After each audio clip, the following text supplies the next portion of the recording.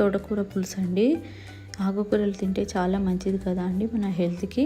కాబట్టి కనీసం వారానికి ఒకసారైనా ఇలా ఆకుకూరలు తినండి, చాలా మంచిదండి. ఈ కర్రీ చేయడానికి ముందుగా నేను ఇక్కడ ఒక 3 కట్టల వరకు తోటకూరని తీసుకొని శుభ్రంగా 2-3 సార్లు బాగా కడిగి సన్నగా కట్ చేసుకొని పెట్టుకున్నాను.